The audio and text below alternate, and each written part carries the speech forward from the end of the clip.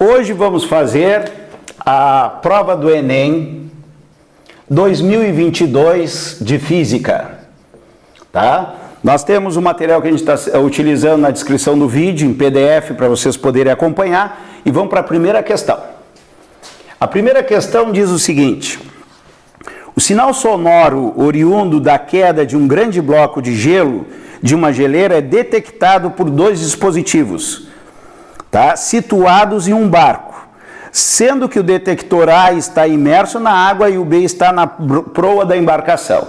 Então nós temos uma embarcação, vamos botar um barquinho aqui para a gente poder visualizar, e nós temos um detector na proa, que ele chamou de B, que vai detectar o som pelo ar, e nós temos um dentro d'água aqui, ó, que a gente vai chamar de A. Sabendo que a velocidade do som na água, olha só, a velocidade do som na água, a água é o A, então a velocidade do som na água é 1.540 metros por segundo, eu vou botar a água aqui para mim não me perder, e a velocidade do som no ar, que é o B, 340 metros por segundo, no ar, certo?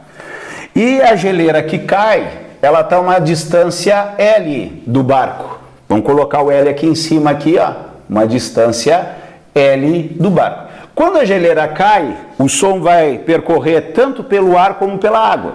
Vai vir pelo ar e vai vir pela água. Só que observe que pela água ele vai vir mais rápido, porque a velocidade é maior. Então, nos detectores vai ter uma diferença de tempo, tá?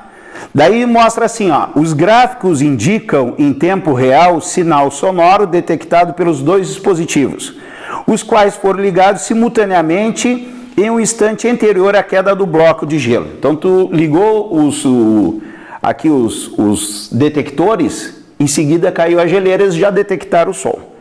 Ao comparar os pontos correspondentes desse sinal em cada dispositivo, é possível obter informações sobre a onda sonora. Então nós temos o gráfico A aqui, né? Eles são gráficos, é o mesmo som, só que um vai chegar atrasado em relação ao outro. Né? Então aqui eu tenho o detector A e aqui eu tenho o detector B, certo? Bom, eu posso pegar qualquer ponto da onda, certo? Mas para me facilitar eu vou pegar aquele que é exato. Então olhando na onda A, bem no meio aqui, ó, uma parte que está para baixo, ele passa em 220 segundos, ele chega no detector A em 220 segundos. Já o segundo sinal aqui, ele chega em 232 segundos. Observe que o B chega atrasado. Quem é o B? O B é o ar. No ar é mais lento o som, porque a velocidade é menor. A distância L em metros entre o barco e a geleira é mais próximo de quanto? Eu quero saber essa distância L aqui, certo? Bom, tem um atraso de tempo pelo ar, porque o ar é mais lento. No ar leva mais tempo. Então essa diferença de tempo é o tempo que leva pelo ar é o B, menos o tempo que leva pela água, que no caso a água eu estou chamando de A, certo? Bom, qual é a diferença de tempo? Pelos gráficos eu posso perceber que o som pelo ar chega com um atraso de 12 segundos. O que é esses 12 segundos? É a diferença de tempo que os detectores pegaram. 232 menos 220. Isto me dá 12 segundos. Então eu tenho aqui 12 segundos, é a diferença de tempo do som pelo ar e pela água. Mas o meu problema é saber a distância da geleira até o barco. O que eu vou fazer aqui? Então, o som ele vai andar com velocidade constante. Então eu posso aplicar a formulazinha que nós temos, Deus vê tudo. Ó. Deus vê tudo. Eu vou ter que o tempo é a distância dividido pela velocidade do meio. Se eu quero o tempo pelo ar, é a distância que o som anda pelo ar, no caso o L, pela velocidade do som pelo ar. Se eu quero pela água, é a mesma coisa. O tempo que ele vai pela água é a distância que ele percorre, o L, pela velocidade da água. Então vamos colocar aqui, ó. Qual é o tempo de B? O tempo de B, ele anda a distância L, que é pelo ar, certo? Dividido pela velocidade B, que é 340, certo? Menos o A, eu tenho a distância que o A anda é L também, e a velocidade do A é de 1540. Observe que chegamos numa expressão que precisa determinar esse L, certo? Só que nós temos um MMC aqui complicado. Então é mais fácil a gente multiplicar as partes de baixo e multiplicar isso em x aqui para achar o MMC de maneira mais rápida, certo? Então, eu vou colocar aqui 12 é igual. Vou fazer essa multiplicação aqui, eu vou botar 0, 0, já, e eu vou fazer 154 vezes 34. 4 vezes 4 dá 16, vai 1. 5 vezes 4 dá 20, 21, vai 2. 4 vezes 1 é 4, 5, 6.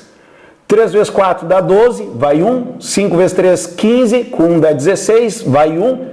3 vezes 1 é 13 e 1, 4. Multiplicando isso vai dar 6, vai dar 3, vai dar 12, vai 1, dá 5. 5.236.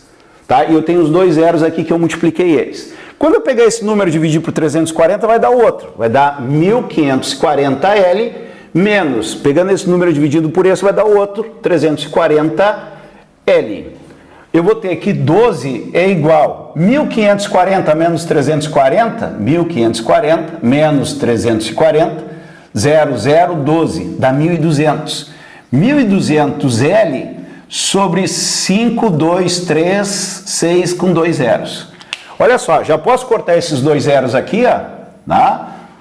Posso cortar porque eu estou dividindo e eu vou ficar com 12, que multiplica 5.236 é igual a 12 vezes L. Eu tenho 12 dos dois lados e a multiplicação também posso cortar. Eu chego que esse comprimento é de 5.236 metros, que corresponde aproximadamente, para a gente ter a resposta, porque ele pede o mais próximo de quanto? 5.240 metros, resposta à letra D, de Dinamarca. Temos aí o primeiro exercício da prova do Enem que a gente está resolvendo, tá? Conforme o nosso material que está na descrição do vídeo. Vamos para a questão número 2. Em um dia de calor intenso, dois colegas estão a brincar com água da mangueira. Um deles quer saber até que altura o jato da água alcança a partir da saída da água, quando a mangueira está posicionada totalmente na direção vertical. Então, a questão número 2, os amigos aqui, um pegou a mangueira, colocou para cima, vai sair com uma velocidade inicial, que a gente não sabe, e quer saber até que altura alcança esse jato da água. Se tu quer saber a altura máxima, tu já sabe que a velocidade final lá em cima é igual a 0. Tá? Então pega a mangueira, joga e quer saber qual é a altura na vertical. O outro colega propõe então o seguinte experimento. Eles posicionam a saída da água da mangueira na direção horizontal, a 1 metro de altura em relação ao chão. Daí o colega propôs colocar a mangueira na horizontal, a 1 metro de altura do chão, certo? E então medirem a distância horizontal entre a mangueira e o local onde a água atinge o chão.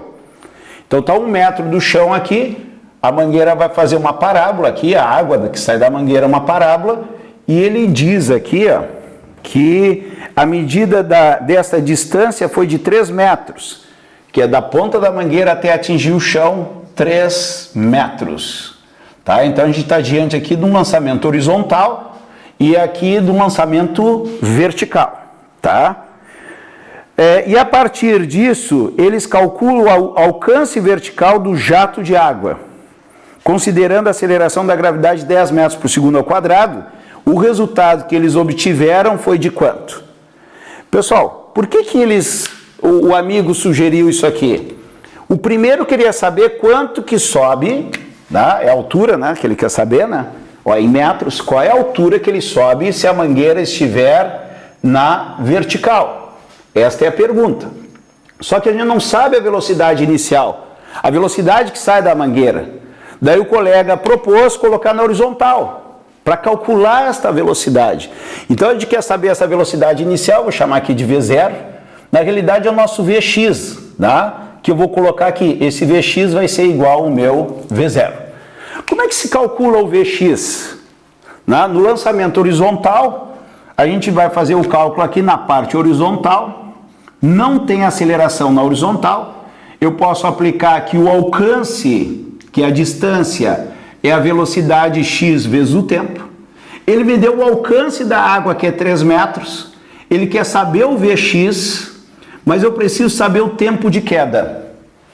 Nós vimos na nossa aula de lançamento horizontal que o tempo de queda depende só da altura, e ele vai cair 1 metro. Então, com esta altura aqui, eu consigo determinar o tempo que leva para a água cair. Então, eu vou fazer o cálculo na vertical, e eu vou ter aqui que H é igual a GT2 sobre 2, para mim determinar o tempo de queda. A altura que ele cai é 1 metro, a gravidade é 10 vezes o tempo de queda dividido por 2. Passa esse 2 para cá, eu fico 2 é igual a 10 t ao quadrado. O tempo vai ser ao quadrado 2 dividido por 10. Ou seja, o tempo vai ser igual a raiz quadrada, 2 por 10 de 0,2 segundos. Então leva a raiz quadrada de 0,2 segundos. Não vale a pena eu tentar fazer o cálculo para achar um número, deixa assim dessa maneira. E eu vou botar aqui que o tempo é raiz de 0,2. Daqui eu vou tirar o valor da minha velocidade, Vx, que é 3 dividido por raiz de 0,2 metros por segundo. Achei a velocidade que sai da mangueira. Ah, não tem que racionalizar porque tem raiz quadrada embaixo? Não, não precisa fazer isso. Não estamos numa prova de matemática, tá? Aqui na hora de calcular a altura, como eu não tenho tempo que o jato leva para subir, eu vou usar Torricelli. Na equação de Torricelli tem elevado ao quadrado, então aquela raiz vai desaparecer. Então olha só, agora eu voltando para a situação original, quero saber a altura que a água vai subir. Como eu não tenho tempo que ela leva para subir, eu vou aplicar a equação de Torricelli. V ao quadrado é igual a V0 ao quadrado, menos, porque é subida, 2G vezes a altura que subiu o jato. Qual é a velocidade final? Se ele atinge a altura máxima, que é o que ele quer no problema, a velocidade final é 0 ao quadrado dá 0. A minha velocidade inicial eu determinei aqui, ó. O meu V0 é o mesmo meu Vx. Ou seja, a velocidade que vai sair da mangueira na vertical é a mesma velocidade que vai sair se eu botar a mangueira na horizontal. Então eu vou ter aqui 3 sobre raiz de 0,2 ao quadrado, menos 2 vezes a gravidade, que é 10 vezes a altura, certo? Esta parte aqui é negativa, vai passar para o lado de cá positivo, e 2 vezes 10 vai dar 20, 20H. E nesse lado eu vou elevar ao quadrado, 3 ao quadrado dá 9, e 0,2, raiz de 0,2 ao quadrado, corta a raiz e fica 0,2, certo? Bom, o que eu vou fazer aqui? Tem várias maneiras, né? Eu poderia botar 0,2 é 2 sobre 10, passar o 10 lá para cima, né? Ou posso pegar esse 0,2 e multiplicar esse 20, eu acho que é mais fácil. Ó, 20 vezes 0,2H é igual a 9. Eu estou pensando na situação de vocês na hora da prova, para a gente poder fazer menos cálculo possível. Bom, 0,2 vezes 20 dá 4. 4H é igual a 9. H é igual a 9 quartos. Então é 9 quartos. Daí tem que ver nas alternativas, está em decimal. Então vou ter que fazer essa conta. Pessoal, dividir um número por 4 é dividir ele a metade 2 vezes. Então tu faz mental. 9 a metade, 4,5. A metade de 4,5 é 2,25. Então a altura vai ser 2,25 metros, que corresponde à letra B de Brasil. 2,25, resposta B de Brasil. Está aí a segunda questão. Pessoal, questão número 3. A questão número 3 diz assim, ó. Tribologia é o estudo da interação entre duas superfícies em contato, como desgaste e atrito, sendo de extrema importância na avaliação de diferentes produtos de bens de consumo em geral. Para testar a conformidade de uma muleta, realiza-se um ensaio tribológico, tá? Pressionando verticalmente contra o piso com uma força F, conforme ilustra a imagem, em que o centro de massa, CM é o centro de massa, representa o centro de massa da muleta. Daí ele acaba explicando. Então eu tenho uma muleta aqui, coloca ela no chão, ó, coloca ela no chão. Eu tenho o centro de massa da muleta. O que é o centro de massa? É onde a gente considera o peso todo do corpo, tá? E o peso é uma força que é sempre vertical e para baixo, tá? E eu vou fazer uma força na muleta F. Tá? Daí diz assim, ó, mantendo-se a força F paralelo à muleta, então essa força F vai se manter paralelo à muleta. Se eu mexer com a muleta, ela continua paralelo à muleta, tá? Variando lentamente o ângulo entre a muleta e a vertical, até o máximo ângulo imediatamente anterior ao de escorregamento. Se eu pegar a muleta e começar a deitar ela, chega uma hora que ela escorrega. Então a gente vai deitar essa muleta e inclinando ela lentamente, de tal maneira que é um instante antes dela escorregar. A força F fica aqui. Por que a força F fica nessa posição? Porque diz no enunciado que eu vou manter a força F sempre paralela à muleta, tá? Daí diz assim, ó, imediatamente anterior ao escorregamento. Denomina-se ângulo crítico, né, o ângulo que ela vai escorregar. Esse ângulo também pode ser calculado a partir da identificação dos pontos de aplicação, da direção e do sentido da força-peso. Então a gente vai botar na muleta a força-peso, a força normal e a força de atrito estática.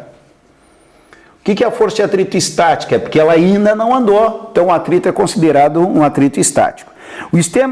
O esquema que representa corretamente todas as forças que atuam sobre a muleta, quando ela atinge o ângulo crítico, é igual a quanto? Pessoal, essa questão muito boa para o cara pontuar. Aqui eu tenho o centro de massa, certo? O peso do corpo, pessoal, o peso do corpo é aplicado sempre no centro de massa. E ele é sempre vertical e para baixo. Então o peso, já dá para descartar algumas situações, ó, o peso é sempre vertical e para baixo, tá?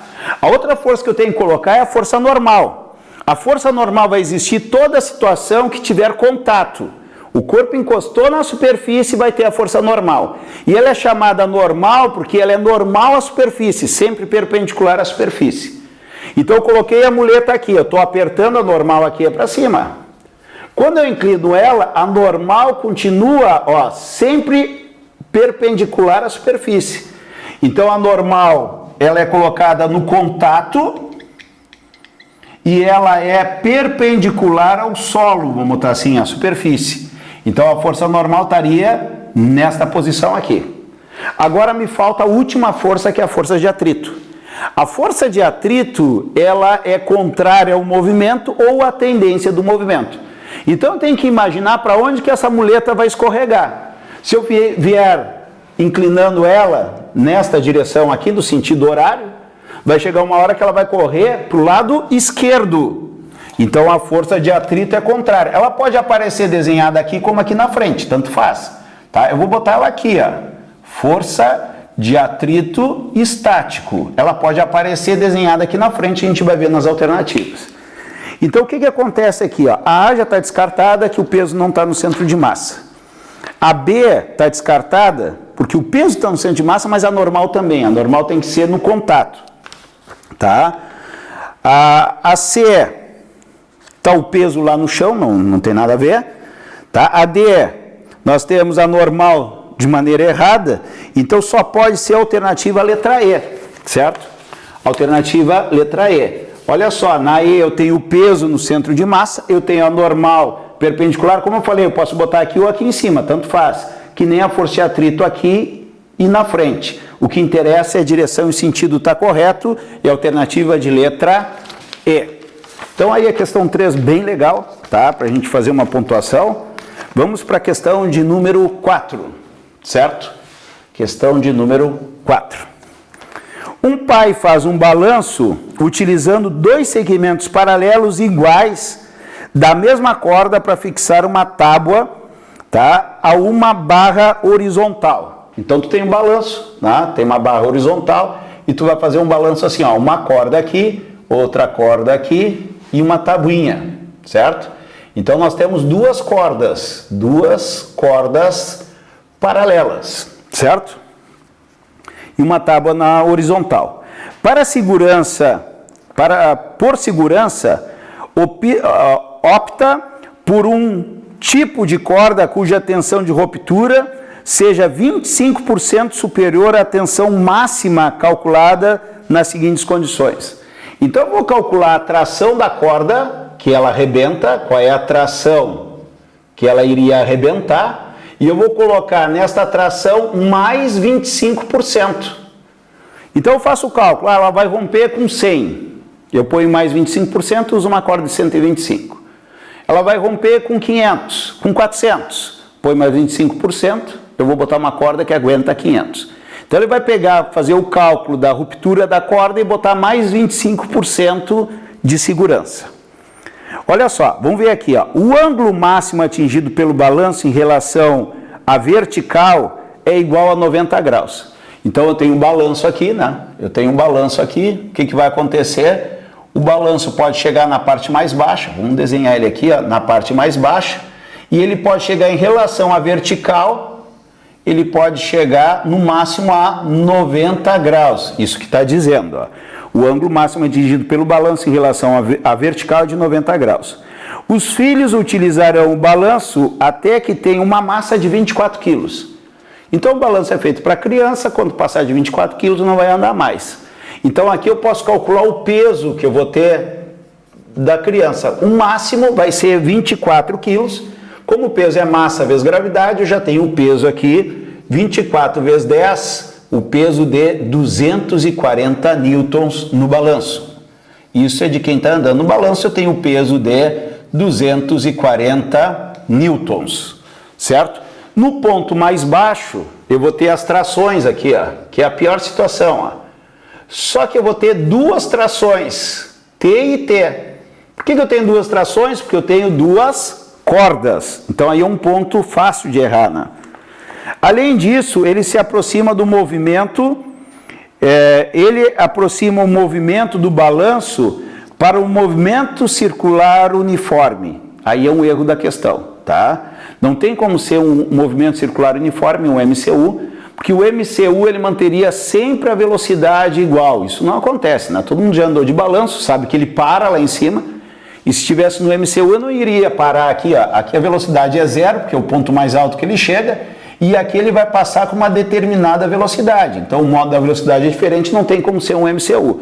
Tá? Então acredita-se, né, que na hora de digitar a questão saiu movimento circular uniforme. Então a gente teria que riscar, vou riscar no meu material, uniforme. Mas a questão original fala em movimento circular uniforme. Então, o movimento circular, ele vai fazer um movimento circular. Considerando que a aceleração da gravidade é igual a 10 metros por segundo ao quadrado, eu já usei aqui para calcular o peso, né? E despreza as forças dissipativas, qual é a tensão de ruptura da corda escolhida, certo? Agora, o que está me faltando aqui é o comprimento da corda aqui. E não deu? Não deu. Então a gente vai calcular como se fosse L. Vamos ver, não deu o comprimento da corda? Em momento nenhum? Não? Provavelmente vai desaparecer. Tá? Vamos fazer aqui, ó. Por quê? Eu quero saber quanto é que vale essa força de tração. Quanto é que vale essa força de tração? Para botar mais 25%, que vai ser a resposta ao meu problema, que é a força que a corda pode suportar. Pessoal, como faz um movimento circular, eu tenho uma força centrípeta, que é o centro da trajetória circular. E a força centrípeta é uma resultante que aponta para o centro. Qual resultante vai ser no ponto mais baixo? Eu tenho duas forças de tração para cima e um peso para baixo. Vai ser 2T menos o peso. Ou seja, tem que ser maior os 2T do que o peso, porque tem que dar uma resultante apontando para o centro.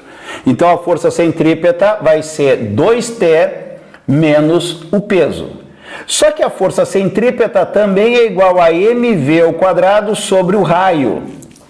O raio da trajetória eu chamei de L aqui, que é o comprimento do balanço. Então eu vou ter aqui a força centrípeta vai ser 2T menos P é igual a mv ao quadrado sobre R. Tá? R vai ser o meu L lá, lógico. Mas como que eu vou determinar essa velocidade que ele chega aqui? Pela conservação da energia. Eu vou considerar aqui um ponto A e aqui um ponto B. Eu tenho que determinar esse V aqui. Eu vou botar que energia mecânica no ponto A é igual a energia mecânica no ponto B. Tá? Isso sempre aparece na prova do Enem, questões sobre energia mecânica. Lá no ponto A, a velocidade é zero, como eu falei. E a energia mecânica ela é cinética mais potencial. Lá no ponto A, como a velocidade no ponto A é zero, eu não tenho cinética, mas eu tenho potencial em relação a esse nível que eu vou calcular a velocidade, certo? Que vai ser a massa do menino, que a gente tem aqui, ó, m, vezes a velocidade, m, g, vezes a altura. Qual é a altura que ele se encontra? Eu chamei de L essa altura, vezes L. Já no ponto B ele não tem altura, então como eu tenho cinética de B mais potencial de B, a potencial de B não existe, porque a potencial é mgh. Mas eu tenho cinética, porque ele passa com uma velocidade que é o que eu quero achar para botar lá na fórmula, que vai ser mv ao quadrado sobre 2, que é energia cinética. Eu vou cortar a massa da criança aqui, né? A gravidade é 10, o L... eu não sei, eu procurei no exercício, não achei, e aqui eu vou ter esse 2 passando, multiplicando para cá. Vamos botar assim, v ao quadrado sobre 2. Quando passar para cá, o v ao quadrado é igual a 20L, certo? E agora eu vou aplicar nessa fórmula aqui, o peso eu já conheço que é 240, a massa eu conheço que é 24 quilos, e a velocidade ao quadrado é 20 vezes o L. Olha lá, 2t. É o que eu quero saber, é o T. Menos o peso, eu calculei aqui 240. A massa, qual é a massa da criança? É no máximo 24 quilos. Qual é o raio? Pessoal, o raio eu chamei de L. Eu vou botar L aqui e o meu V ao quadrado eu achei aqui vale 20L. Observe que no começo do exercício eu estava procurando esse L para colocar na fórmula aqui, mas observe que não vai depender, ele desapareceu. Então, eu vou ficar aqui 2t menos 240 é igual a 24 vezes 2, 48, 480. 2t é igual a 480 mais 240. 2t é igual a 0, 8 com 4 dá 12, vai 1, 4, 6, 720.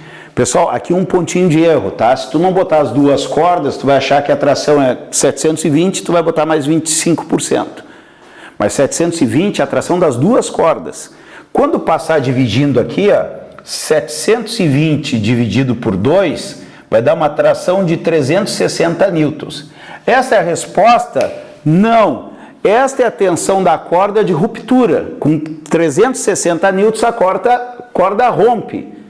Mas o pai quer botar uma corda mais forte. Mas quanto mais forte? 25% mais forte. Então a resposta que vai ser a tração da corda, botar assim, força da corda, vai ser 25% em cima dos 360, tá? Aí vai depender da agilidade de cada aluno. Alguns vão fazer assim, ó, 360 vezes 1,25, que é 25 a mais.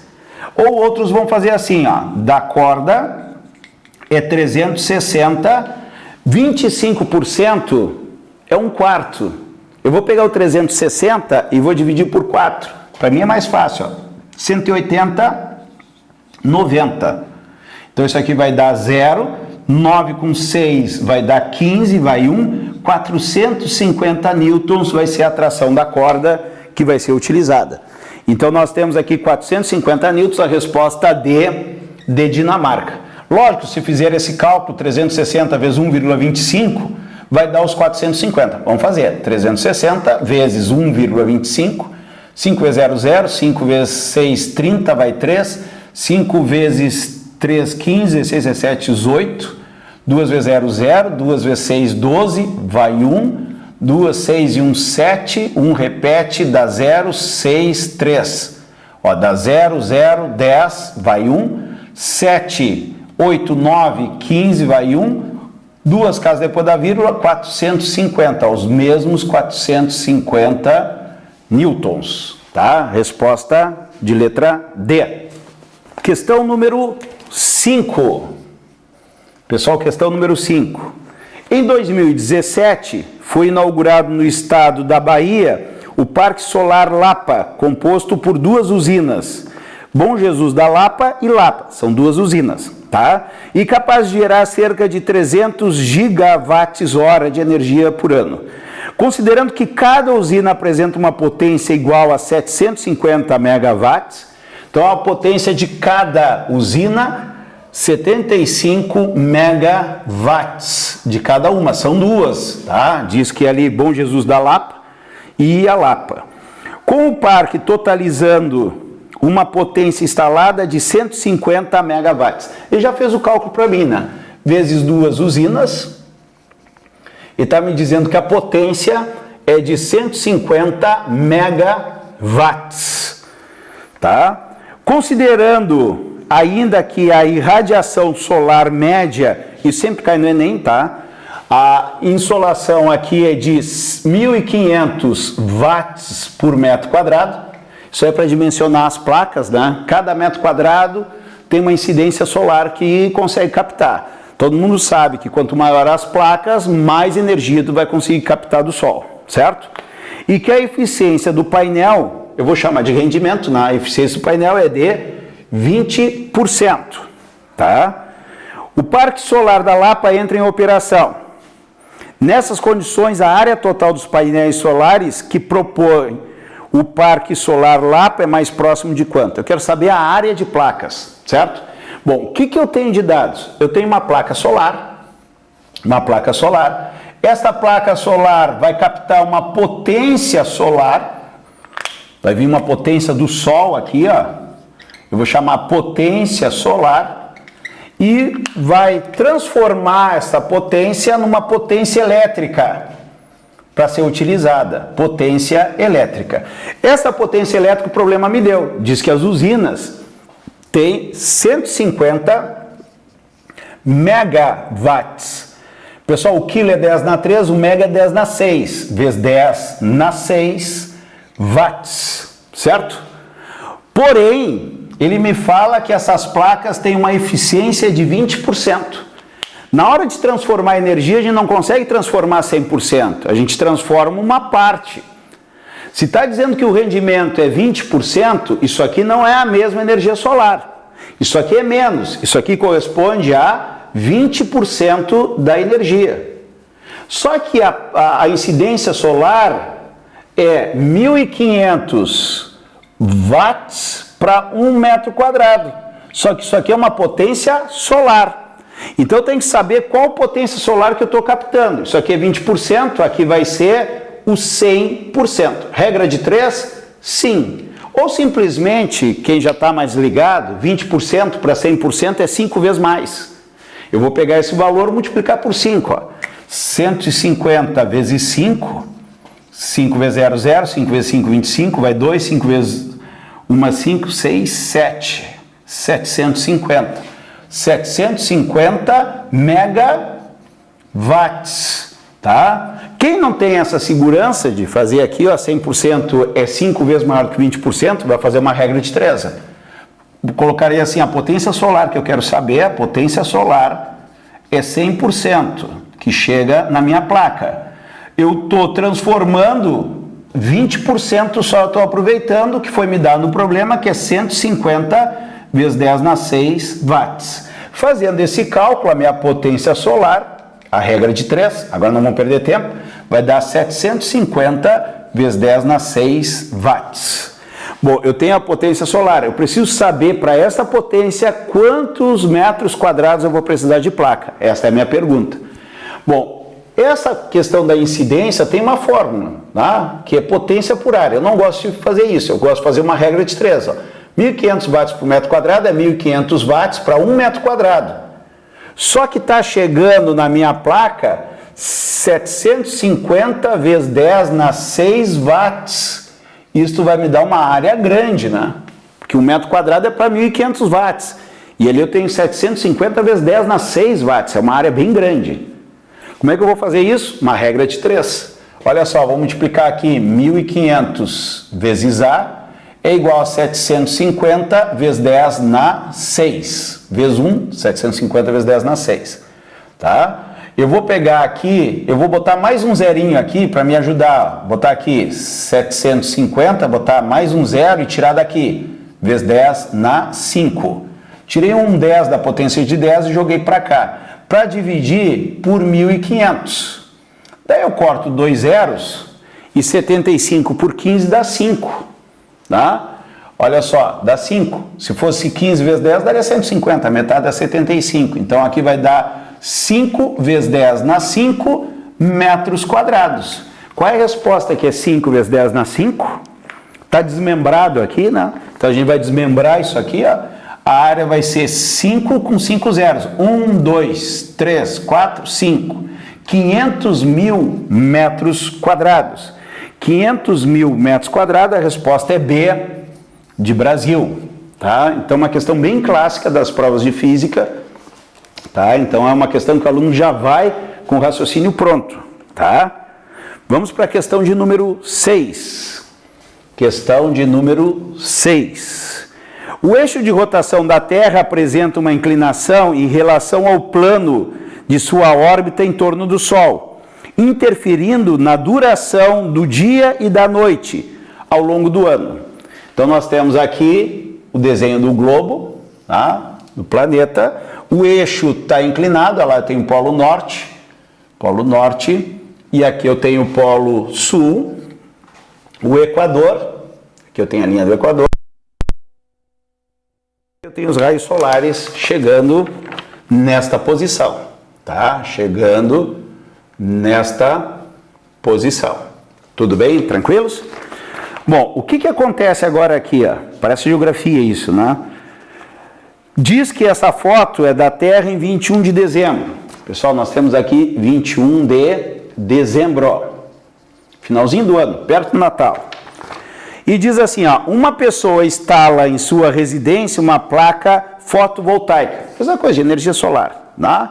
Que transforma energia solar em elétrica. Ela monitora a energia total produzida por esta placa em 4 dias do ano. Tá? 4 dias do ano. Tem um gráfico ali, 4 barrinhas, cada dia do ano ela marcou a energia que a placa detectou. Ensolarados e sem nuvens, e lança os resultados no gráfico. Olha só, embaixo aqui tem um gráfico, vou botar aqui do lado, né? Um gráfico da energia captada no dia 10 de janeiro, no dia 10 de abril, no dia 10 de julho e no dia 10 de outubro, tá? E a gente observa aqui que tem tamanhos diferentes. Olha só, tem tamanhos diferentes. Aqui mais ou menos do mesmo tamanho, certo? Próximo a que região se situa a residência onde as placas foram instaladas? Bom, vamos dar uma olhada aqui, certo? Bom, dá para perceber o seguinte, são 4 estações do ano. Observe que ela fez a medição da energia em cada uma das estações do ano. Pessoal, 10 de janeiro, bem no início do ano, para nós aqui no hemisfério sul, vou botar assim, hemisfério sul, não é verão? Olha só, verão, olha como a energia deu bem grande. Então essa placa está no hemisfério sul. Por quê? Porque a energia deu bem grande em janeiro, janeiro é verão. A gente sabe que em janeiro, no hemisfério norte, vai ser o contrário, vai ser o inverno. Né? Dia 10 do 4, para nós que estamos no hemisfério sul, tá? Seria outono. Tá? Dia 10 do 7, inverno. E dia 10 do 10, primavera. Certo? Então, o que está acontecendo aqui? Ó? Esta foto aqui é 21 de dezembro. É no verão. Verão. Então, vou olhar aqui, ó, no verão. No verão, tive uma baita incidência solar. No verão, em janeiro, é no hemisfério sul. Então, essa placa está instalada no hemisfério sul. Observe que a incidência solar é maior no hemisfério sul e lá pega os raios mais deitados. Pega menos incidência e aqui pega uma incidência maior.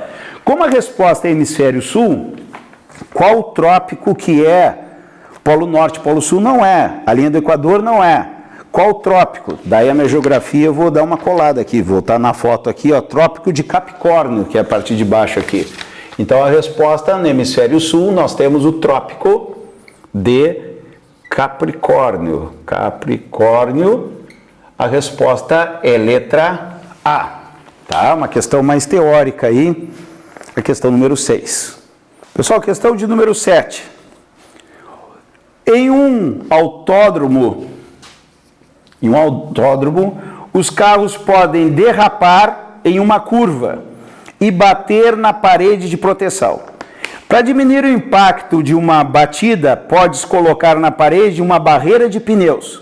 Isso faz com que a colisão seja mais demorada e o carro retorne com velocidade reduzida. Então está dizendo que eu posso botar uma barreira de pneus, aqui seriam pneus,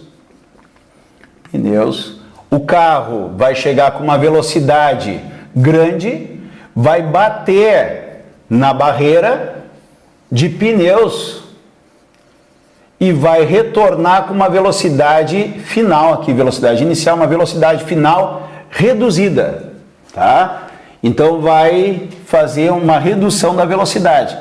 E o tempo sendo demorado diminui a força, tá? Isso aí na parte de impulso a gente estuda essa parte. Tá demorada fazendo reduzir. Outra opção é colocar uma barreira de blocos de um material que se deforme, tornando-se tão demorada quanto a colisão com os pneus, mas que não permita a volta do carro após a colisão. Imagina um super colchão, o carro bate, ele se deforma e o carro fica lá dentro. Não lance ele de volta. Então essa é a primeira situação e nós vamos ter a segunda situação. O carro vem com a mesma velocidade inicial e tem esse bloco aqui, ó, com material que se deforma. Então o que vai acontecer quando chegar esse corpo aqui? O bloco vai fazer algo desse tipo assim, ó. Ele vai se deformar e a velocidade final do carro vai ser igual a zero. Então temos duas situações aí para na derrapagem poder amortecer esta batida do automóvel. Comparando as duas situações, como ficam a força média exercida sobre o carro e a energia mecânica dissipada. Bom, primeiro, a energia mecânica que chega é só cinética, tá? Então o carro, tanto aqui como aqui, a energia mecânica inicial vai ser mv0² sobre 2. Essa é a energia, certo? Tranquilos? Esse carro aqui vai bater e vai voltar com uma energia mecânica final, que é mv² sobre 2. Vamos supor que a energia mecânica inicial, só para a gente visualizar a situação, fosse 100, tá? Isso aqui é didático, tá? 100. E aqui ele voltou com 20.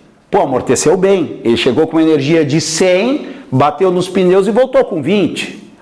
E na segunda, o que acontece? Ele chega com essa energia de 100 e a energia mecânica final aqui vai ser massa vezes velocidade final, que é 0, dividido por 2, vai dar 0. Ele amortece tudo, certo? Então, qual que dissipou mais energia? No primeiro dissipou, pelo nosso exemplo aqui, tá? Dissipou 80, porque ele voltou ainda com 20, ele chegou com 100 e voltou com 20, ele, entre aspas, perdeu, que a gente não pode falar perdido, perdeu 80. Agora, na segunda situação, perdeu tudo. Então, qual que tem energia dissipada maior? Na segunda situação. Então, a energia mecânica dissipada 1 é menor que a energia mecânica dissipada na 2. A 2 tem maior dissipação, que dissipa toda a energia, tá? Então, só em saber isso, primeiro eu falo da força, tá? Então, comparada do carro e energia mecânica, daí diz assim, ó, a energia dissipada é maior na colisão com a barreira de blocos. Verdade. Aqui a energia maior é dissipada na barreira de blocos. Tá valendo. A B é maior, deixa eu ver aqui, a energia dissipada é maior na colisão com barreiras de pneus. A B não é. Tirou fora a B. A C, a energia dissipada é a mesma nas duas situações. Não, não é a mesma. É maior na B. Na segunda situação. Que é os blocos. A energia dissipada é maior na colisão com barreiras de pneus. Está fora também, ó. E a última diz que a energia dissipada é maior na colisão com barreira com blocos. Só aí eu já fiquei entre a A e a E, certo? Agora eu tenho que calcular a força aplicada no carro na colisão. Como é que a gente vai fazer isso? Pessoal, a gente sabe que impulso é igual à variação da quantidade de movimento. E são questões vetoriais, tá? Bom, impulso é força vezes tempo. Força vezes tempo. Tá? É igual à variação da quantidade de movimento. Ou seja, a força é igual à variação da quantidade de movimento, tudo vetorial, né? Tá? Dividido pelo tempo. Pessoal, o tempo não vou considerar, porque fala que a colisão é demorada para os pneus E quando ele fala nas barras, fala que é tão quanto demorada como nos pneus. Então isso aqui eu não vou considerar. Quem tiver a maior variação na quantidade de movimento vai ter a maior força. Isso que eu vou analisar, certo? Bom, como é um vetor quantidade de movimento, tá? Para a gente lembrar, a quantidade de movimento é massa vezes velocidade. Ó, a quantidade de movimento é massa vezes velocidade. Eu vou ter aqui, ó, na chegada, eu vou ter uma quantidade de movimento inicial. Como eu quero variação, é final menos inicial. E aqui eu vou ter uma outra quantidade de movimento, que é menor, porque ele bate e volta com menos velocidade, tem uma quantidade de movimento final menor. Mas quando eu fizer a variação, como são vetores, ó, a variação da quantidade de movimento é a final menos a inicial, só que vetores. Aqui que é a pegadinha. Então nesse aqui eu vou ter a final, é isso aqui, ó, a final é isso na primeira situação, menos a inicial. Eu vou inverter o sentido da inicial e botar aqui focinho de um no rabo do outro. Olha só, elas acabam se somando, então a variação na quantidade de movimento é muito grande na primeira. Isso é a primeira situação. A segunda situação, vou pegar esse gabarito aqui, ó. A segunda situação, essa é a primeira. A segunda situação, ele tem esta mesma quantidade de movimento inicial. Quantidade de movimento inicial. Mas não tem a final. Quantidade de movimento final é zero, porque a velocidade é zero. Então a variação da quantidade de movimento da segunda situação é o tamanho do vetor, que é zero. E da primeira é a soma dos dois. Então eu tenho que a variação da quantidade de movimento 1 é maior que a variação da quantidade de movimento 2. E como é diretamente proporcional à força, eu tenho que a força da primeira situação, que é nos pneus, é maior do que a força na segunda situação. Então a gente estava entre A e E. Então na alternativa A diz que a força é maior na colisão com barreiras de pneus. Então olha só, o que é um que é maior? Barreiras de pneus. Então a resposta, letra A. Tá? É um exercício que exige bastante teoria do aluno, tá? Mas quem tem essa teoria não leva tanto tempo, né? Mas é um exercício mais complicadinho. Tá? O nível de exigência é maior. Vamos para a questão de número 8. Vamos para a questão de número 8. Um buraco negro é um corpo celeste que possui uma grande quantidade de matéria concentrada em uma pequena região do espaço. Então, um buraco negro é uma grande massa. E as massas se atraem, que são as forças gravitacionais. Por isso que se diz que o buraco negro ele atrai tudo que está próximo, inclusive a luz, porque existe a teoria da dualidade da luz, que a luz é partícula também. Então o buraco negro é um ralo no espaço. E ele está explicando o que é o buraco negro para nós. Uma pesquisa, uma pequena região do espaço, de modo que a força gravitacional é tão grande que qualquer partícula fica aprisionada na superfície, inclusive a luz, ó, o que eu comentei. O raio dessa região caracteriza uma superfície limite, chamada de horizonte de eventos, da qual nada consegue escapar. Considere que o Sol foi instantaneamente substituído por um buraco negro com a mesma massa solar, de modo que seu horizonte de eventos seja de aproximadamente 3 km. Então o que acontece? A gente tem o Sol no sistema solar e nós temos os planetas orbitando. O que faz esses planetas orbitar? É a minha força gravitacional. Esta força gravitacional é Gzão, que multiplica a massa do Sol vezes a massa do planeta, massa do Sol em maiúsculo, massa do planeta em minúsculo, dividido pelo raio, vamos chamar de raio, pelo raio ao quadrado, pela distância ao quadrado, certo? O que ele está me propondo aqui? Ele está me propondo de tirar o Sol e botar um buraco negro, colocar um buraco negro com a mesma massa. A força gravitacional vai continuar a mesma, porque o G é uma constante. A massa dos planetas são M. A distância do planeta até o centro do buraco negro continua a mesma distância. Então não muda nada, ele continua orbitando. E daí vocês vão perguntar, mas o que esses 3 quilômetros? Pessoal, esses 3 quilômetros é a região que o que cair ali ele atrai. Só que 3 quilômetros, eu vou botar aqui, 3 quilômetros essa distância aqui, ó, 3 quilômetros do buraco negro, é muito pequena em relação à distância do Sol até os planetas. Então o que vai acontecer? O sistema vai continuar funcionando da mesma maneira, porque o que faz a atração dos planetas ao Sol que está no centro é a massa do Sol. Tu tira o Sol e coloca um dispositivo, que é o buraco negro, com a mesma massa, ele vai fazer a mesma função. Então não vai alterar em nada. Ó, após a substituição descrita, o sistema aconteceria aos planetas do sistema solar. Eles se movimentam em órbitas espirais, né, diminuindo. Não, nada disso. Tá? Eles oscilariam aleatoriamente. Não. Eles se movimentariam em direção do centro, do buraco negro. Não. Eles passariam a pressionar mais, eles passariam a precisionar mais rapidamente. Não. Eles manteriam suas órbitas inalteradas. Resposta, letra E. Questão número 9. Diz assim, ó. 9. A variação da incidência de radiação solar sobre a superfície da Terra resulta em uma variação de temperatura ao longo de um dia denominado amplitude térmica. Edificações e pavimentações realizadas nas áreas urbanas contribuem para alterar as amplitudes térmicas dessas regiões, em comparação com regiões que mantêm suas características naturais. Com a presença de vegetação e água, já que o calor específico do concreto é inferior ao da água, ele está dizendo que o calor específico do concreto é baixo e o da água é alto. E um calor específico significa o quê? Quando a gente tem calor específico alto, que nem da água, custa aquecer e custa resfriar. Já materiais com baixo calor específico, eles aquecem rápido e resfriam rápido.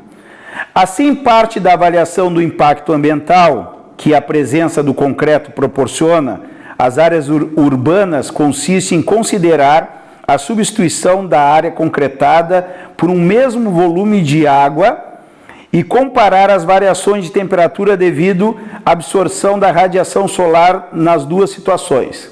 Observe que ele fala aqui fazer uma substituição, né, com o mesmo volume, tá? Com o mesmo volume, concretadas e alagadas.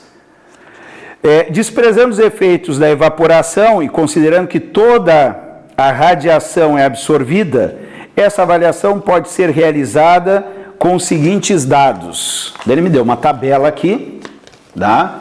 Esta tabela aqui fala em água, concreto.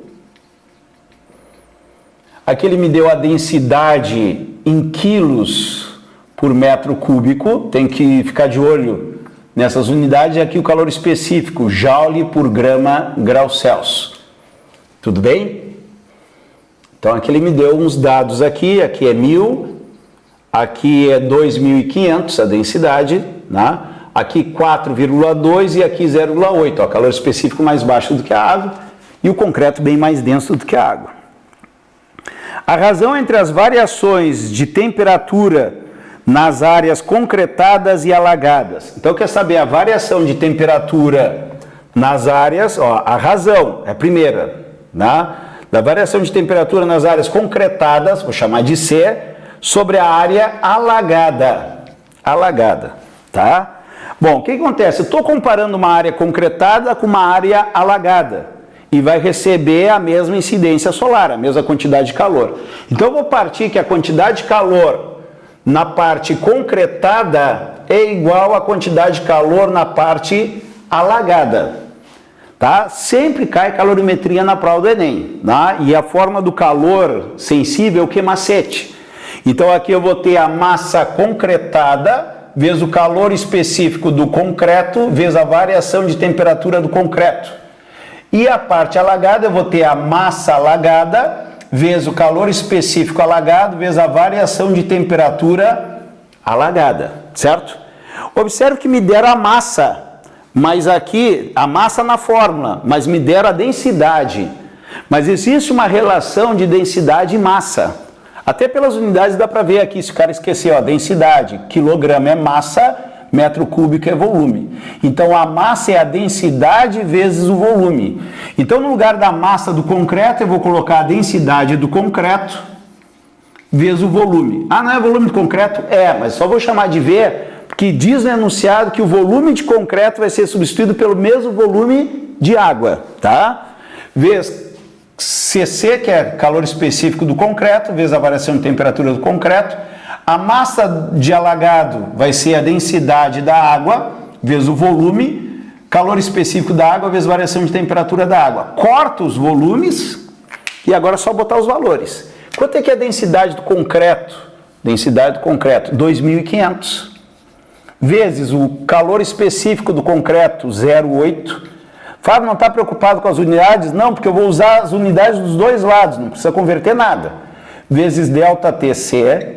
Qual é a densidade da água? 1.000.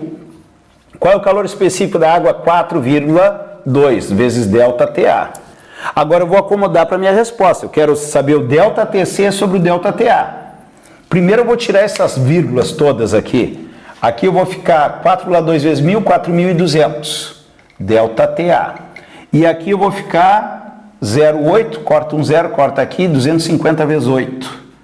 8 vezes 0, 0, 40, vai 4, 8 vezes 2, 16, 20, 2.000. Isso aqui vai dar 2.000 ΔTC. Cortar zeros, né? Ó, 2 zeros daqui, 2 zeros daqui. Eu quero saber o ΔTC sobre o ΔTA. Ó, é multiplicação, passou o ΔTA dividindo. Aqui sobrou 42 e o 20 passa dividindo. Ó. Olha que continha boa que ficou.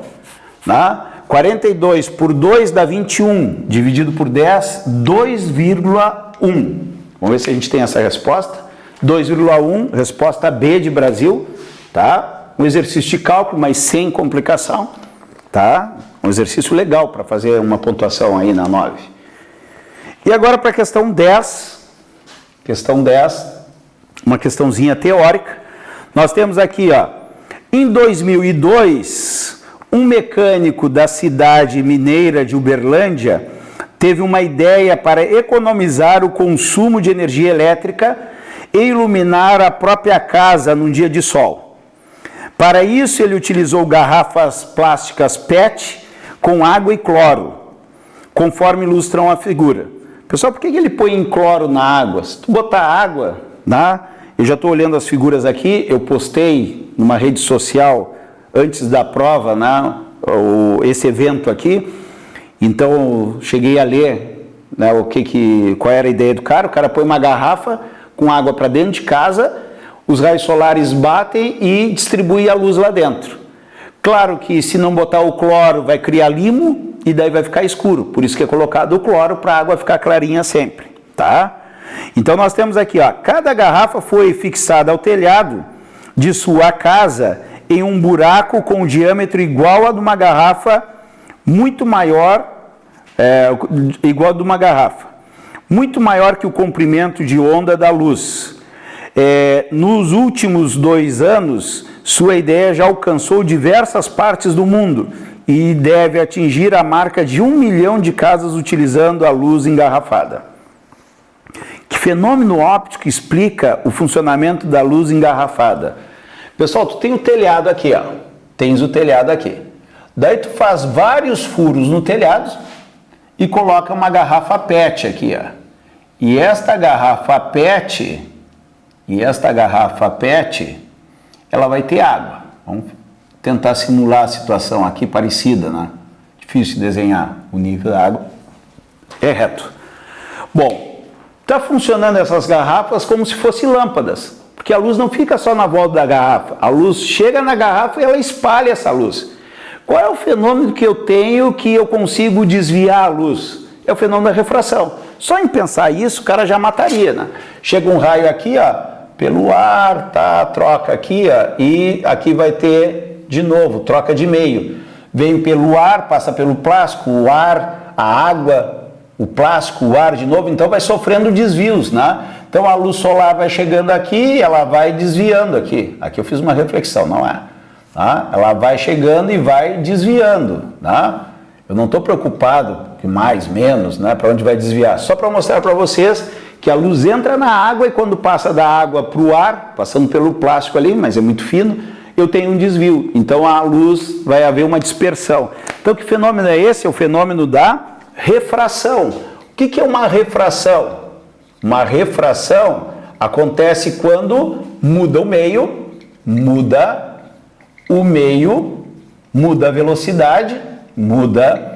a velocidade, tá? E se for inclinado, muda a direção da luz, muda a direção da luz, tá? Mas isso aqui eu vou botar um asterisco, porque a gente, quando estudar, a gente vai ver que tem situações que não muda a direção, que é quando vem perpendicular a separação dos meios, e quando o índice de refração dos dois materiais são iguais, que um material é invisível em relação ao outro.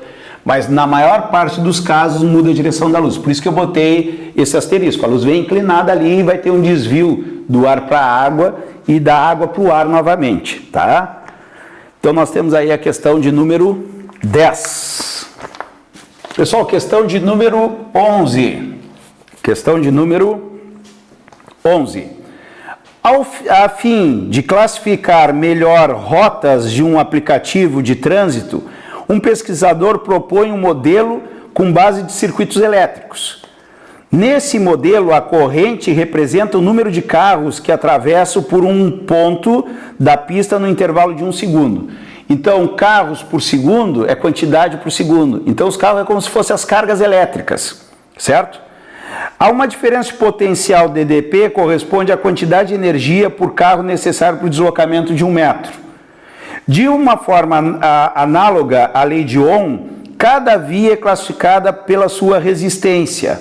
Então, quando a gente vai pegar determinadas vias no trânsito, tem vias que é mais difícil de passar. E esta resistência à passagem acontece nos circuitos elétricos. A resistência cria uma dificuldade da corrente passar. Da mesma maneira que ruas com mais trânsitos é mais difícil da gente fazer a passagem de automóvel. Sendo a maior resistência a mais congestionado, que eu estava falando para vocês, uma resistência maior é mais difícil de passar, são ruas que estão mais congestionadas no aplicativo. O aplicativo mostra a rota em ordem crescente, ou seja, da rota da menor para a maior resistência. Tá? Então, o aplicativo vai te dar a menor resistência, que é o melhor trânsito, em ordem até a maior resistência, que é o trajeto mais congestionado para te seguir. Tu põe lá, eu quero ir para tal lugar, quero ir no supermercado tal. Vai me dar 3 trajetos, 3 resistências diferentes. A resistência menor é o caminho mais fácil. Que nem a corrente, quando tem mais de um caminho para percorrer, ela sempre vai percorrer pelo caminho mais fácil, que é o caminho de menor resistência. Nesse teste, a ordenação das rotas indicadas pelo aplicativo, o aplicativo me dá na ordem crescente, ou seja, o melhor trajeto é o de menor resistência, que me dá a menor dificuldade da passagem.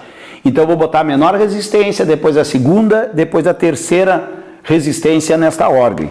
Então ele me deu aqui a rota 1, as rotas, rota 1, 2 e 3. Me deu aqui a DDP, que é o U, DDP, que é 510. Eu vou botar em volts. Ah, tu está alterando o exercício? Não, mas vai ficar mais fácil. DDP, tensão elétrica, 680 e aqui 575. E eu vou ter aqui a corrente, que eu vou botar em ampere. Eu estou fazendo eletricidade. Aqui está carro por segundo. Seria número de cargas por segundo, né? Então nós temos aqui, na rota 1, nós temos aqui 4. Aqui temos 4 e aqui nós temos 3. E eu tenho que determinar a resistência. Quanto vale a resistência 1, quanto vale a resistência 2, quanto é que vale a resistência 3. Nós sabemos que U, que ri, esta formulazinha é a lei de Ohm, né? Porque ele fala, segundo a lei de Ohm, U é igual a R vezes I. Para mim achar a resistência é só pegar a DDP e dividir pela corrente. Então eu vou fazer a primeira aqui, ó, 510 é DDP dividido por 4. A segunda, 680 dividido por 4. Estou pegando a DDP dividido pelas correntes. E aqui 575 dividido por 3. Conta de novo, tá? O que é dividir por 4? É fazer a metade 2 vezes. 510, 500 é 250, 10 é 5, 255. A metade, de novo, de 200 é 100, de 50 é 25, de 5 é 2,50. Vai dar 5, 7, 127,5. Alguém confere depois? Fazer 130, 260, 520. É isso aí.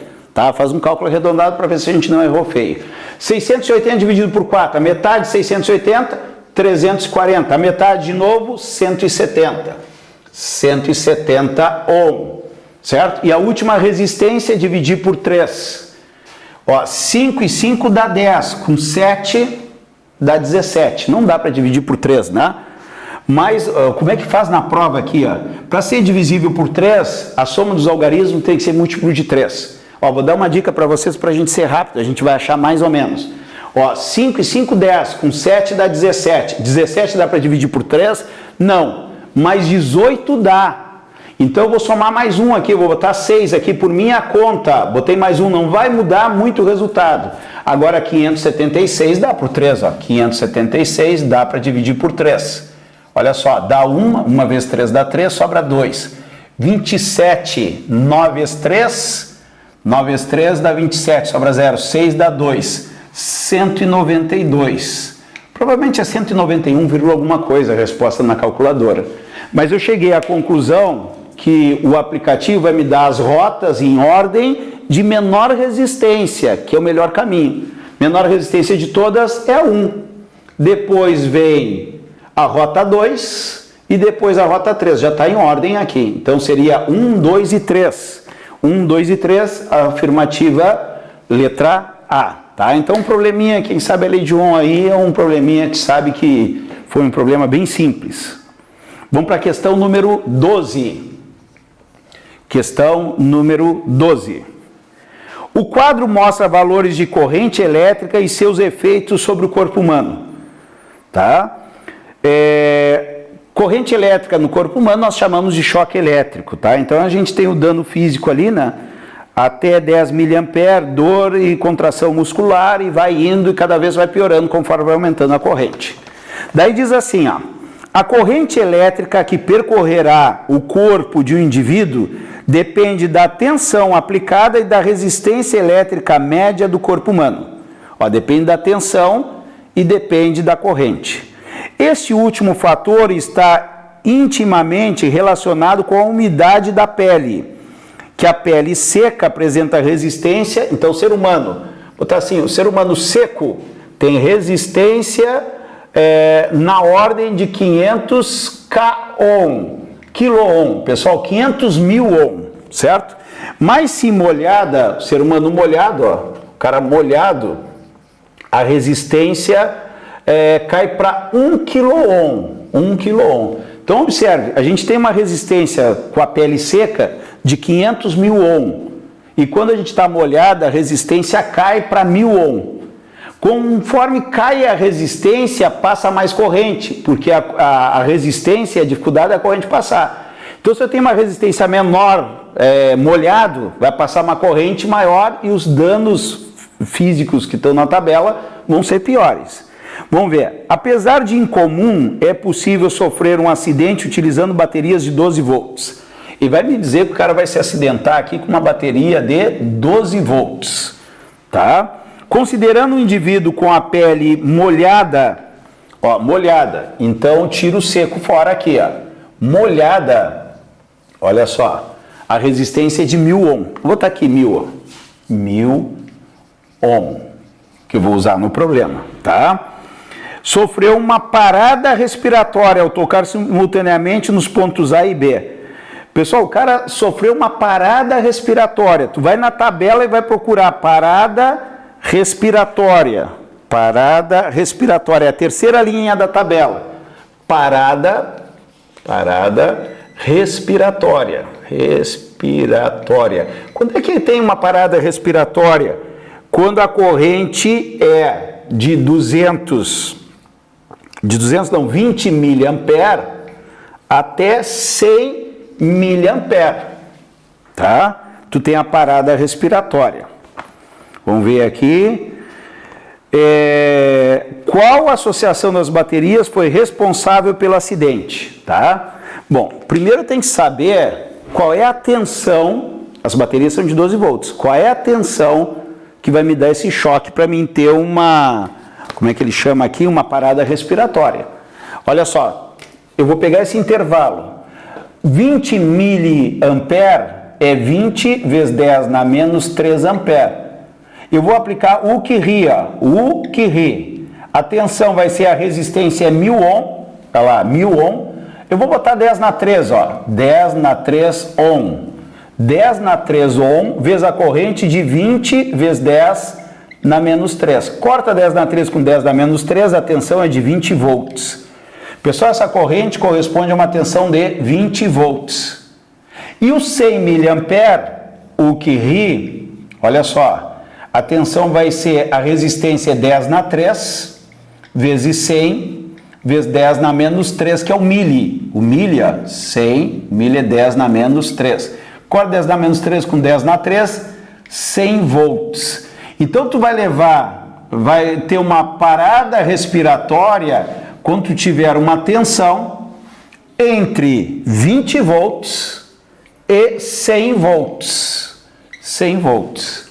Bom, mas a bateria é de 12 volts, então uma bateria só não vai acontecer nada. Uma bateria só não vai acontecer nada, tá? Baterias em paralelo mantêm a mesma tensão e baterias em série se somam. Então, provavelmente alguma bateria em série, que todas elas são duas baterias. Então, eu vou procurar as duas baterias em série e já na alternativa A eu já encontro ela aqui, ó. Olha só, eu tenho uma bateria aqui, eu tenho o terminal positivo e o terminal negativo. E eu tenho outra bateria aqui, positivo e negativo. Se eu ponho aqui o ponto A, ligo o negativo no positivo e ponho o ponto B aqui, se aqui eu tenho 12 volts e aqui eu tenho 12 volts, de A até B eu tenho 24 volts. Então essa alternativa, pegando as duas baterias em série a tensão vai se somar, eu tenho 24 volts. E 24 volts cai nesta faixa aqui. Então aqui pode acontecer o que ele chama de parada respiratória.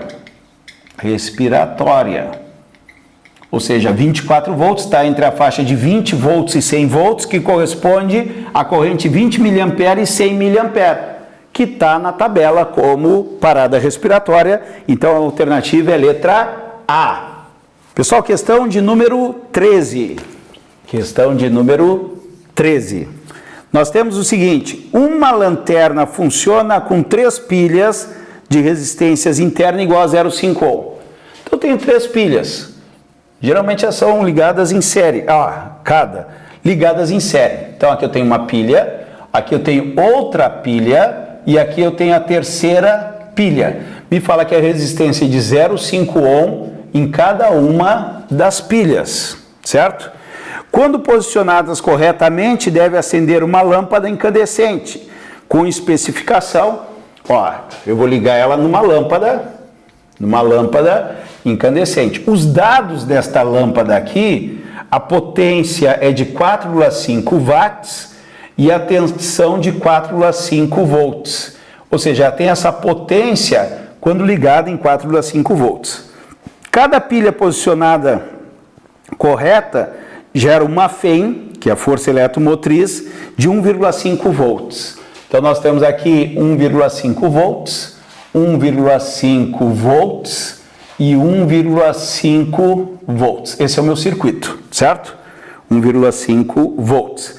Uma pessoa, ao trocar as pilhas da lanterna, comete um equívoco de inverter a posição de uma das pilhas. Considerando que as pilhas mantêm o contato independentemente da posição, com esse equívoco, qual é a intensidade da corrente que passa pela lâmpada ao ligar a lanterna?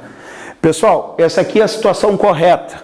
Só que chega lá e a pessoa pega uma das pilhas e inverte ela. Então, o problema, vou botar aqui, ó, o nosso problema é o seguinte: eu tenho a primeira pilha correta, 0,5 e 1,5 volts.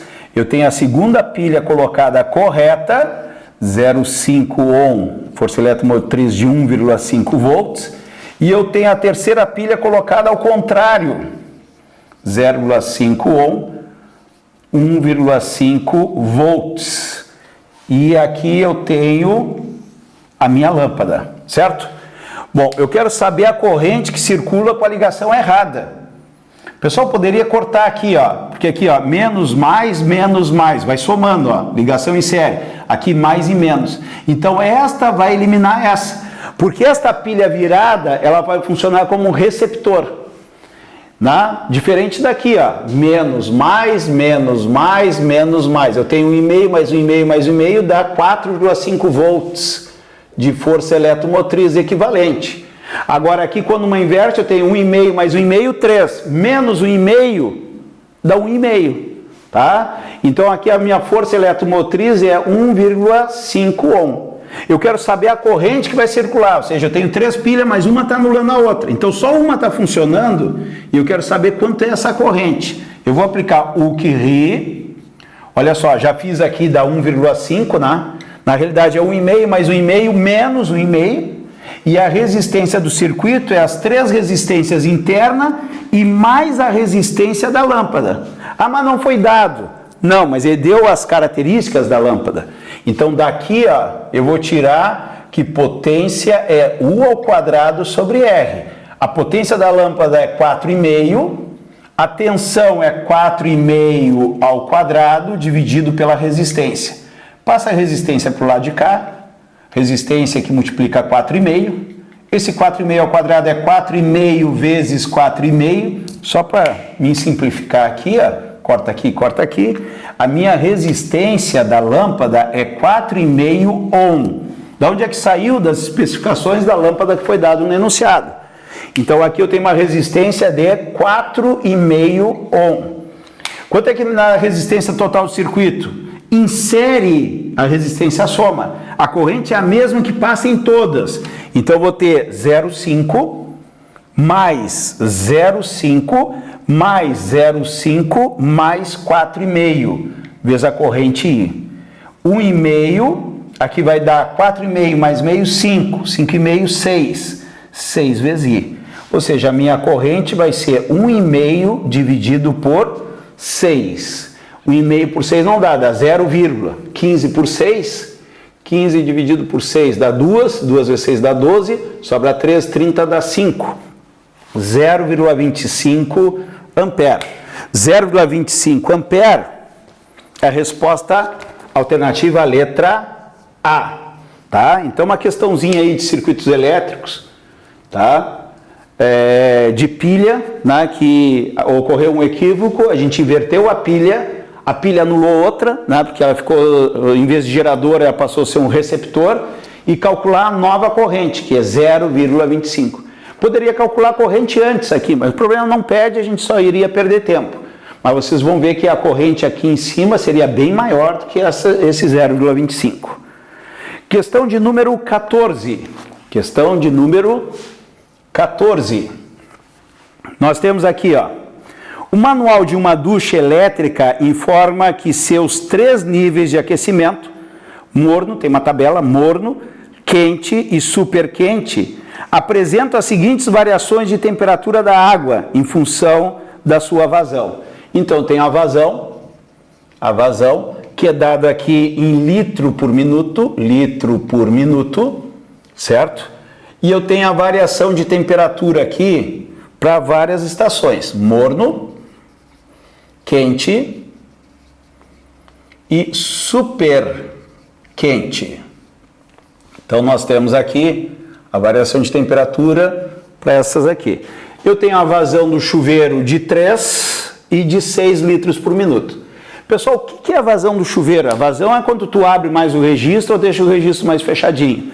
Deixar o registro mais fechadinho é 3 litros por minuto que passa no chuveiro. Deixar ele todo aberto, 6 litros por minuto, só para a gente ter uma ideia. Daí que ele dá os valores da variação de temperatura. Qual que aquece mais, o chuveiro mais fechado ou mais aberto? Olha só, com a vazão menor, chuveiro mais fechadinho, as variações de temperatura são maiores do que com a vazão maior. Quando tu abre bem o chuveiro, ele aquece menos, tem menos variação de temperatura. Isso que a tabela está me dizendo. Utiliza-se um disjuntor para proteger o circuito desta ducha contra sobrecargas elétricas, em qualquer nível de aquecimento. Por padrão, o disjuntor especificado pela corrente nominal é igual ao múltiplo de 5, imediatamente superior à corrente máxima do circuito. Ele está me dizendo que eu tenho que calcular a corrente máxima e os disjuntores são múltiplos de 5. Então, os disjuntores são de 10, 15, 20, 25, 30, 35 amperes.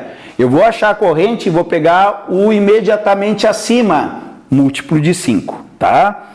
Considerando que a ducha deve ser ligada em 220 volts, ó, 220 volts, isso é importante, e que toda a energia dissipada através da resistência do chuveiro é convertida em energia térmica transferida pela água, que apresenta o calor específico de 4,2 joules por grama-grau Celsius, e a densidade da água é 1000 gramas por litro. Cada litro tem 1000 gramas. Cada litro d'água tem 1 quilo. Isso a gente acaba memorizando, tá? Pessoal, bem clássico, pegando a energia elétrica e transformando em energia térmica. O disjuntor adequado para a proteção desta ducha é especificado por... Bom, o que acontece? A gente sabe que potência é energia por tempo, certo? A energia elétrica vai ser totalmente convertida em energia térmica. Então, eu já posso considerar essa potência como potência elétrica, que é o pio. Por que eu vou transformar em pio? Porque eu quero saber a corrente. A tensão me deu, ó, 220. Eu quero saber a corrente. E a energia que eu tenho aqui é energia térmica. O que é energia térmica? De novo, calor é o Q macete. Q macete sobre ΔT. Pessoal, aqui é variação de temperatura, tá? E aqui é tempo. Tempo, certo? Tranquilos? Eu vou trabalhar no sistema internacional para mim não ter erro. Isso é uma coisa que acontece com bastante facilidade o aluno errar. Eu quero saber a corrente para achar o disjuntor. A corrente. A tensão é quanto? 220 volts. Qual é a massa que passa? Não sei. Mas o problema me deu a vazão. Pessoal, a vazão é volume por tempo. E aqui eu tenho massa por tempo. Olha só o que eu vou fazer. Eu vou pegar essa situação aqui de cima. Vou pegar essa situação aqui, ó. Essa situação, essa vazão. Tá? O que acontece? São 3 litros, ó, são 3 litros por minuto. Pessoal, mas litro é quanto? Cada litro tem 1000 gramas. Então, eu vou ter 3.000 gramas, eu vou deixar em gramas, o calor específico está em gramas aqui. E 1 minuto é quanto? 60 segundos. Então, agora eu converti o volume em massa. Eu tenho massa por tempo, ó, massa por tempo. Eu vou colocar aqui 3.000 gramas dividido por 60 segundos. O calor específico aqui é 4,2. E a variação de temperatura, eu vou usar o 10, o 20 ou o 30. Eu tenho que pegar a pior situação. Porque eu tenho que botar o disjuntor para não desarmar na pior situação. Qual é a pior situação? No super quente. Então vai ser 30 graus Celsius. Bom, vamos dar uma simplificada aqui. Vamos ver o que a gente pode fazer. Esse zero corta com esse zero. Tá? 3 e 6 dá para simplificar. Divide por 3 dá 2. Deixa eu ver o que eu posso fazer. 4,2 dividido por 2 dá 2,1. 2,1. Ó. A metade de 4,2. 2,1. Tá? Aqui eu fiquei com 3.000. E aqui eu fiquei com 220. 220 que passa dividindo. 220. Aqui vai me dar minha corrente. Deixa eu conferir de novo. 3 litros é 3.000 gramas. E aqui é 60 segundos. Esse 60 dividido por 30 deu 2 na parte de baixo. 4,2 dividido por 2, 2,1. Eu vou cortar um zero aqui, cortar um zero. E eu vou fazer aqui 300 vezes 2,1 e dividir por 22. Não é uma conta muito fácil. Então eu vou fazer alguns artifícios aqui, ó. 300 vezes 2 dá 600. Mais 0,1, né? 0,1 é mais 30. Então vai dar 630. 630. Ou o cara faz 300 vezes 2,1. 003, 006, ó, 00306, 630, dividido por 22, dividido por 22. Também continha ruim de fazer. Acontece no Enem. 630 dividido por 22, a gente tem que sofrer. 3 dá 66, passa. Então vai dar 2, dá 44. Dá 9, ficou 5, dá 19. Baixa o 0. 28, será? 8 vezes 2, 16, vai 1. 16 e 1, 17. Será que cabe 9? 9 vezes 2 dá 18. Vai 1, 18 e 1, 19. Passa. Vai dar 28, alguma coisa. Mais ou menos 29 ampere. Só que os disjuntores são múltiplos de 5. E aí tem que pegar o acima. Então dá 28 alguma coisa, eu achei ali aproximadamente 29. Eu vou usar o disjuntor de 30 ampere. 30 ampere é o disjuntor que eu vou utilizar. Vamos ver se tem essa resposta. Disjuntor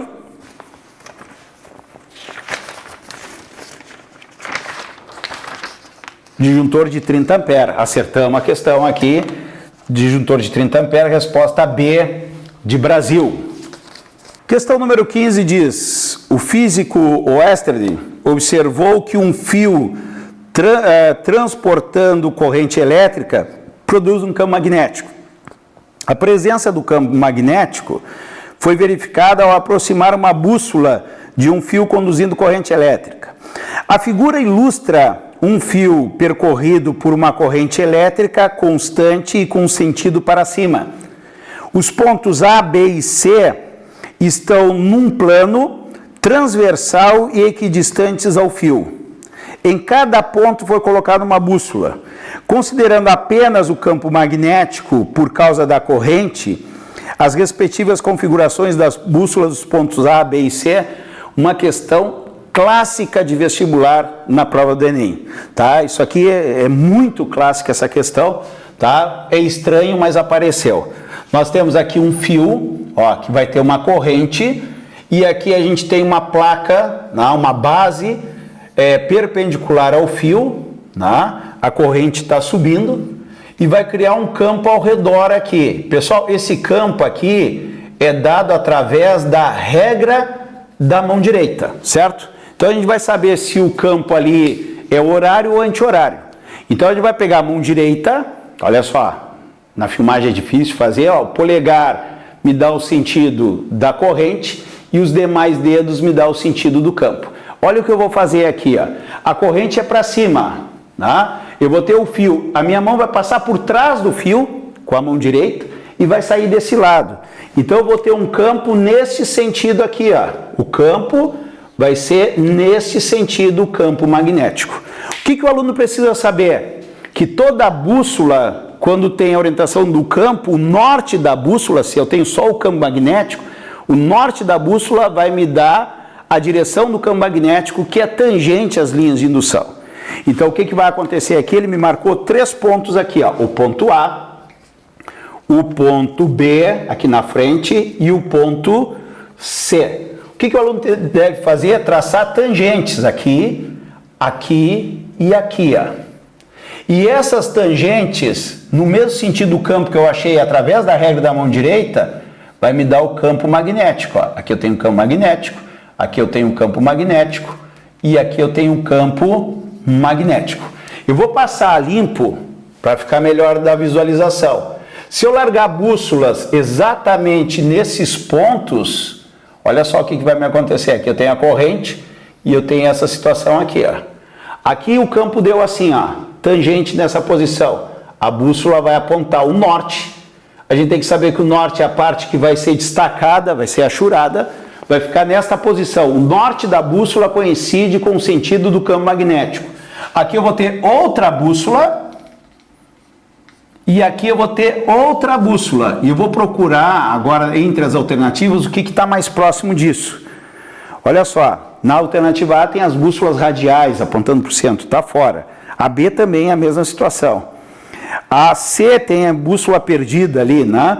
Agora observe a alternativa D, que todas elas estão tangente à linha de campo ali, e o norte delas, ó, apontando para cá e apontando para cá, para o mesmo lado. O aluno poderia se confundir com a E, ó, que elas também estão tangentes, mas tem uma bússola virada ali, ó.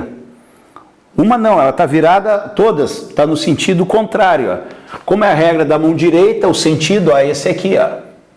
Tá? A última alternativa está tangente, mas está no sentido contrário. Então a alternativa é a letra D, de Dinamarca, certo?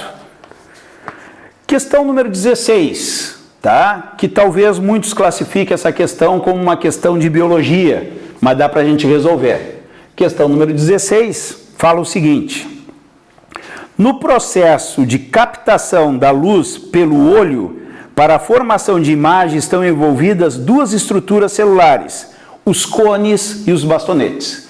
Pessoal, o que é os cones? Os cones, C de cones, é responsável pelas cores que nós enxergamos. Já os bastonetes, está relacionado a gente poder enxergar mais no escuro, com pouca iluminação, tá?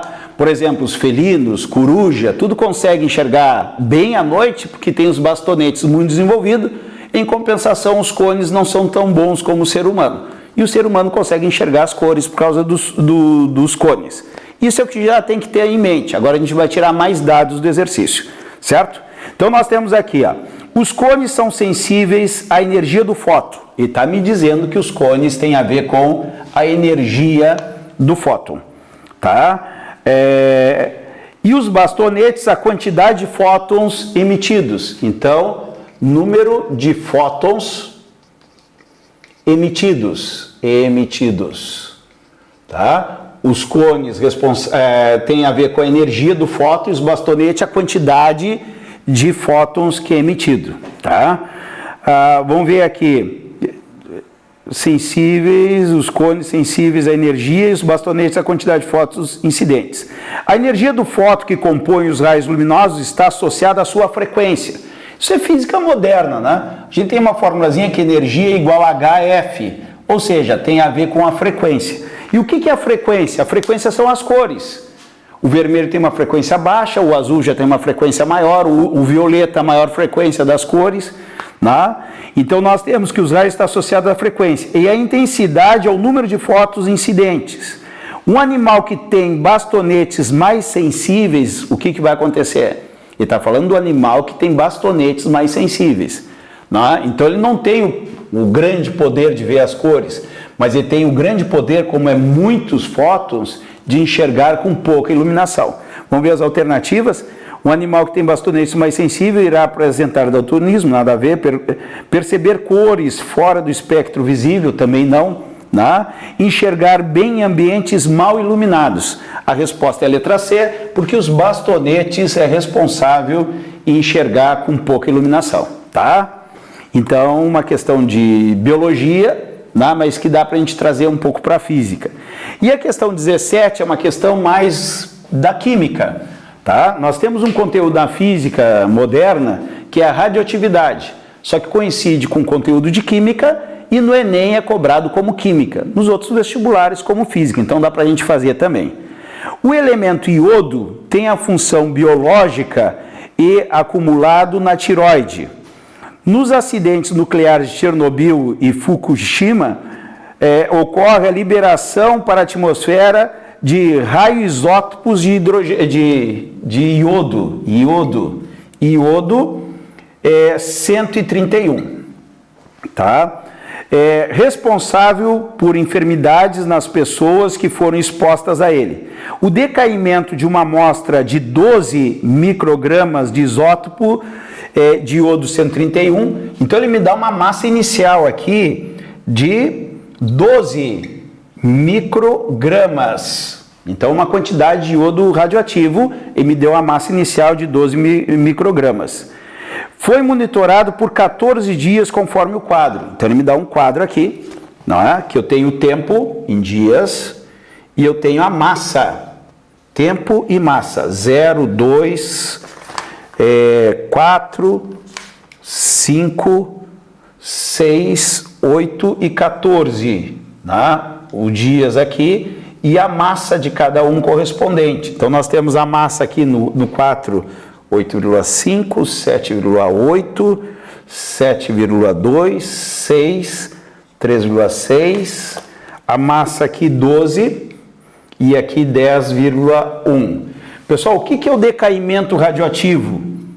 O elemento vai perdendo a sua massa, porque ele é radioativo, né? E vai tendo um decaimento radioativo. Quando ele chega na metade da massa, esse tempo para chegar à metade da massa nós chamamos de período meia-vida. Então ele começa com 12 e começa a ter um decaimento. Pessoal, 12 para chegar na metade seria 6, a metade da massa. Quantos dias ele levou? 8 dias. Ó, 8 dias. Então o período meia-vida é de 8 dias. Por que eu sei que o período meia-vida é de 8 dias? Porque é o tempo para a massa cair até a metade. Começou com 12.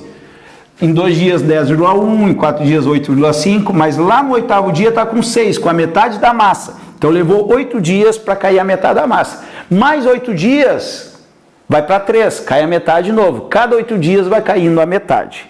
Vamos ver o que ele pede aqui. Após o período de 40 dias, a massa do resíduo desse isótopo é mais próximo de quanto? 8 dias cai a metade. Eu vou fazer um esquema bem simples para vocês. Ó. Começou com 12. Ó, começou com 12. Tá? Caiu para 6. Caiu para 3. Caiu para 1,5. Vai cair na metade. Caiu para 0,75. Ó, aqui foram 8 dias, 8 dias, 8 dias, 8 dias. Mas ele quer saber em 40 dias, quantos períodos meia-vida eu vou ter? Ó? 40 dividido por 8 vai dar 5 períodos meia-vida. Aqui tem 1, 2, 3, 4. Vou ter que ter mais um. Ó. A metade de 0,75 dá 0, 70 dá 35, de 5 dá 0,025. 0,375 microgramas. Então, olha só, passou os 40 dias, ó, 8 mais 8 mais 8 mais 8 mais 8, 40 dias. A massa inicial de 12 caiu para 0,375. Ele pergunta, é mais próximo de quanto? 0,375 é mais próximo de 0,4 micrograma. Resposta D de Dinamarca. Aqui a gente fecha a prova de física de 2022 do Enem.